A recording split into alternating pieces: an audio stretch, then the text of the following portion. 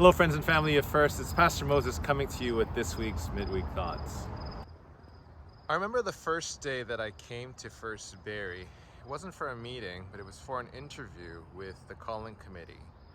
And I remember driving up here and thinking, wow, is there a church here? I don't see a church here. I see a lot of houses, very residential area. Where would that church be? That's right. When we look at the neighborhood around us, you probably wouldn't even guess that there was a church here. In fact, if you just drove past Shirley, you wouldn't even think twice about a church here. You might see a sign here, but as you can see, it's probably blocked off by some of the trees that are in the neighborhood.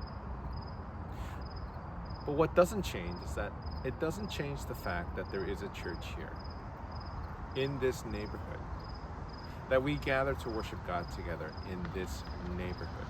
This week we're looking at one of the familiar Old Testament stories that have been chosen. It's probably something that we all know, Esther. Now, we all know Esther. We have many friends called Esther, but why is this book so important, and why am I talking about this hiddenness? Well, you'll hear more this Sunday, but I'll give you one small peek. It's that the word God is not mentioned in the book of Esther. Worship is not mentioned in Esther. Listening to God's word is not mentioned in Esther. Following God's law is not mentioned in Esther. In fact, you could probably bring it to anyone here in the world, and no one would really be offended by the contents of the book of Esther. But why is that so important to our faith? The hiddenness of God.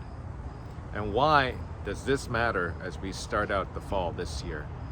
I'd like to invite you to come here, First CRC in Barrie, this Sunday to worship with us as we look at the text in Esther and as we try to seek God in the hiddenness of the text. I hope to see you this Sunday. Blessings.